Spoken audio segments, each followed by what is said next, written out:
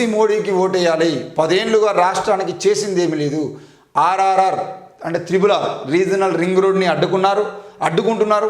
Musi river front నిధులు ఇవ్వలేదు. చేవెళ్ల నియోజకవర్గ సమీక్షా సమావేశంలో సీఎం రేవంత్ రెడ్డి ఆగ్రహం. నేడు ఢిల్లీకి సీఎం. మరి 10 ఏళ్లుగా రాష్ట్రానికి నరేంద్ర మోడీ ఏం చేశారని సీఎం రేవంత్ రెడ్డి ప్రశ్నించారు. ఏం చూసి బీజేపీకి ఓటేయాలని నిలదీశారు. రాష్ట్రానికి వరప్రదాయని అయిన ప్రాణహిత చేవెళ్ల ప్రాజెక్టు బీజేపీ పూర్తి చేయలేదని విమర్శించారు.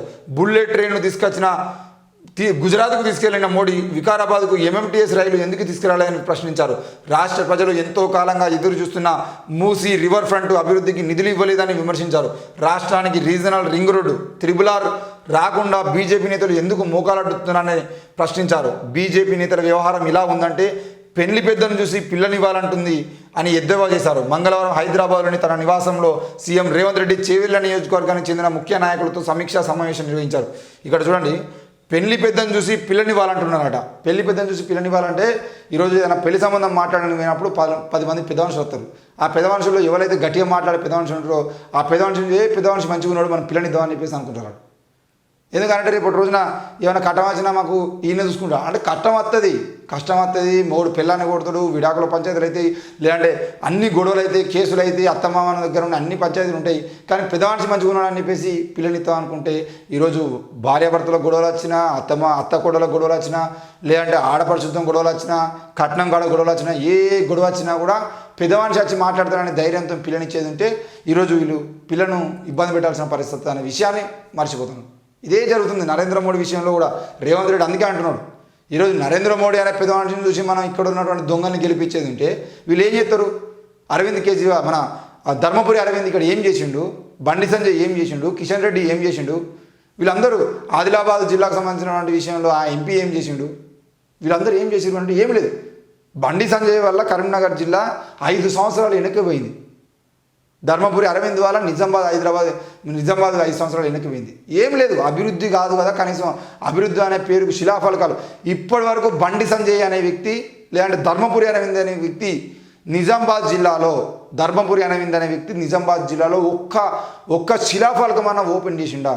చలో బహిరంగ సభలకు ఆయన రావాలి, కూర్చోబెట్టి చూపించాలి. ఇంకో నేను ఈ అభివృద్ధి పనులకు నేనే శిలాఫలకాలు వేసిన, నేనే వీటిని ప్రారంభించిన, కేంద్ర నిధులతో ప్రారంభించినటువంటి శిలాఫలకాలు ఇవే అని చెప్పేసి నిజామాబాద్ జిల్లాలో ఆయన ఓపెనింగ్ చేసినటువంటి శిలాఫలకాల ఫోటోలు, ఆధారాలు చూపించే ప్రయత్నం చేయాలి. ఏం లేదు, ఒక్కడు కూడా లేదు. తిరగమంటే తిరుగుతాడు.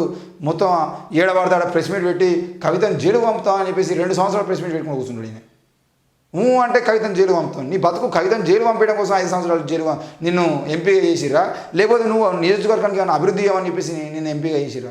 ఈ విషయం మాట్లాడడం వల్ల నేను కవిత జైలు పంపుతా అయిపోయింది. కవిత వాళ్ళ ఫ్యామిలీ ఈరోజు మొత్తం ఆగమైపోయారు, వాళ్ళ పదవి పోయింది, అంతా అయిపోయింది. ఇప్పుడు ఏం చెప్తావు? ఇక మళ్ళీ గెలిచేది ఏం చెప్తావు? రేవంత్ రెడ్డిని జైలు పంపుతా, ఇంతే. ఇక ఆయన 5 సంవత్సరాల పాటు ఆయన బతుకంతా రేవంత్ రెడ్డిని జైలు పంపుతా అని చెప్పేసి ఆడ కూర్చొని 6 నెలలకు ఒకసారి 3 నెలలకు ఒకసారి బయటకు వచ్చి నేను రేవంత్ రెడ్డిని జైలు పంపుతా అని చెప్పేసి కొంచెం స్లోగా నిచ్చిపోతాడు. అది మరి దానికోసం ఎందుకు నిజామాబాద్ ప్రజలు ఇలాంటి వాళ్ళని గెలిపించుకుంటారు అనే విషయం ఒక్కసారి ఆలోచించుకోవాలి. ఇక ఈ సందర్భంగా ఆయన మాట్లాడుతూ కాంగ్రెస్ పార్టీతోనే సామాజిక న్యాయం జరుగుతుందని భరోసానిచ్చారు. రాష్ట్రంలో 17 పార్లమెంటు స్థానాల్లో 14 సీట్లను గెలవాలని మరోసారి పిలుపునిచ్చారు. క్షేత్రస్థాయిలో అందరి అభిప్రాయాలు సర్వేల ఆధారంగానే పార్టీ అధిష్టానం అభ్యర్థులను ఎంపిక చేస్తున్నారని తెలిపారు. చేవెళ్ల, సికింద్రాబాద్, మల్కాజ్గిరి నియోజకవర్గాలకు ఒకదానికొకటి సంబంధం ఉందన్నారు. అన్ని రకాలుగా ఆలోచించే చేవెళ్లలో రంజిత్ రెడ్డి, మల్కాజ్గిరికి సునీతా మహేందర్ రెడ్డి, సికింద్రాబాద్కు దానం నాగేందర్ను అభ్యర్థులుగా ప్రకటించిందని గుర్తు చేశారు. పార్లమెంట్ ఎన్నికల్లో గెలుపు రాష్ట్ర ప్రభుత్వ 100 రోజుల పరిపాలనకు రిఫరెండం అని తెలిపారు. తెలంగాణలో 14 పార్లమెంట్ స్థానాలను గెలిచి సోనియమ్మకు కృతజ్ఞతలు చెబుదామని తెలిపారు. ఇక పోతే ఈ 14 సీట్లు గెలుద్దామనే ఆలోచన ఏంది? 17 సీట్లు గెలుద్దామని ముఖ్యమంత్రి రేవంత్ రెడ్డికే నమ్మకం లేకపోతే అంటే ఇంకా మిగతా 3 సీట్లు ఓడిపోతామని నమ్మకం ఉందా? అందులో ఒకటి హైదరాబాదు అసదుద్దీన్ ఓవైసీకి వెళ్తాడు, లేదంటే ఇంకో 2 బీజేపీకి వెళ్తాడని చెప్పేసి, లేదంటే ఈయననే బీజేపీకి ఇంకో 2 సీట్లు గెలిపించాలని ప్రయత్నం చేస్తాడు. ఈరోజు నిన్న కేటీఆర్ మాట్లాడుకుంటూ గదే అన్నాడు కదా, ఇంకో ఇక్కడ ఉన్నది, బీజేపీని ఆపే సత్తా కాంగ్రెస్కు లేదు, కమలం చెంతకు చేరే మొదటి వ్యక్తియే రేవంత్ రెడ్డి, జీవితాంతం కాంగ్రెస్లో ఉంటానని రేవంత్ రెడ్డి ఒక్కసారి కూడా అనడం లేదు. ఢిల్లీకి 2500 కోట్లు పంపిన గనుడు రేవంత్ రెడ్డి. సికింద్రాబాద్ సమీక్షా సమావేశంలో బీఆర్ఎస్ వర్కింగ్ ప్రెసిడెంట్ కేటీఆర్, డుమ్మా కొట్టిన సాయి కిరణ్, మేయర్ గద్వాల విజయలక్ష్మి, మధ్యలోనే వెళ్ళిపోయిన మాజీ మంత్రి తలసాని శ్రీనివాస్ యాదవ్.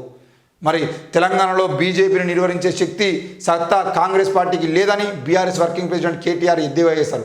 లోక్సభ ఎన్నికల తర్వాత రాష్ట్రంలో బీజేపీలో చేరే మొదటి వ్యక్తి ముఖ్యమంత్రి రేవంత్ రెడ్డి అని, ఆయన తన జీవితాంతం కాంగ్రెస్లో ఉంటానంటూ ఎందుకు చెప్పడం లేదని వ్యాఖ్యానించారు. బీజేపీలో ఆయన చేరికపై వస్తున్న విమర్శలను రేవంత్ రెడ్డి ఖండించడం లేదని గుర్తు చేశారు. జేబులో కత్తెర పెట్టుకొని తిరుగుతున్న జేబు దొంగ రేవంత్ రెడ్డి భవనాలకు అనుమతుల పేరిట వసూలు చేసిన రూపాయలు 2,500 కోట్లను ఢిల్లీకి సామంతరాజులాగా పంపించారు అంటూ ఘాటుగా విమర్శలు చేశారు. త్వరలో జరగబోయే లోక్సభ ఎన్నికల్లో కాంగ్రెస్కు 40 సీట్లు కూడా రాబోవంటూ కేటీఆర్ ఈ సందర్భంగా విమర్శించారు. బీఆర్ఎస్ సికింద్రాబాద్ పార్లమెంట్ సన్నాహక సమావేశంలో ఆయన మాట్లాడుతూ తెలంగాణ అంటే ఈ పార్టీ అభ్యర్థి ఎమ్మెల్యే పద్మారావు గౌడ్, మాజీ మంత్రి తలసాని శ్రీనివాస్ యాదవ్, బీఆర్ఎస్ జిల్లా అధ్యక్షుడు ఎమ్మెల్యే మాగంటి గోపినాథ్తో పాటు లోక్సభ నాయకులందరితో మాట్లాడడం జరిగింది. మరి ఏది ఏమైనా రేపటి రోజున లోక్సభ ఎలక్షన్స్ అయిపోగానే బీజేపీలో చేరే మొదటి వ్యక్తి రేవంత్ రెడ్డి అని కేటీఆర్ అంటున్నాడు. మరి రేవంత్ రెడ్డి ఏరుతాడా లేదంటే కేటీఆర్ ఏరుతాడా, కవిత ఏరుతుందా, ఎవరు ఏరుతారా అనే విషయం ప్రజలు ఆలోచించుకుంటారు. కానీ ఇక్కడ విషయం ఏంటి అని అంటే రేవంత్ రెడ్డి కూడా ఈరోజు రేవంత్ రెడ్డి అయినా కేటీఆర్ అయినా ఎందుకు బీజేపీకి సంబంధించిన విషయంలో 1-2 సీట్లు వాళ్ళు గెలుస్తారని నమ్మకంతో ఉన్నారు. ఇక కేటీఆర్ అయితే 24 గంటలు రేవంత్ రెడ్డి తిట్టడం తప్ప మరి ఏ విధంగా గెలవాలి, ఏం చేద్దాము అనే విషయంలో మాట్లాడలేదు. నరేంద్ర మోడీని ఎందుకు తిడతాడు? 10 ఏళ్ల పాలన. అసలు ఇప్పుడు లోక్సభ ఎలక్షన్లు అంటే కేంద్రాన్ని తిట్టాలి. కేంద్రంలో ఏ పార్టీ అధికారం ఉంటుంది, ఈ 10 ఏళ్ళలో వాళ్ళు ఏం చేశారు, ఎట్లా చేశారు, ఏంది అని చెప్పేసి బీజేపీ పార్టీని తిడుతూ బీజేపీ పార్టీ చేస్తున్న అరాచకాలని, బీజేపీ పార్టీ చేస్తున్నటువంటి ప్రజా వ్యతిరేక విధానాలు ఏవైతున్నాయో వాటి గురించి మాట్లాడి ఈరోజు నరేంద్ర మోడీని గద్దెదించే ప్రయత్నం చేయాలి. కానీ నువ్వు రాష్ట్రంలో అసెంబ్లీ ఎలక్షన్లు అయిపోయాక రేవంత్ రెడ్డిని తిడితే ఏం లాభం? అంటే ఈరోజు బీజేపీ పార్టీకి ఎవడమ్ముడు వేరు ఏంది అనే విషయం అర్థం చేసుకోవాలి.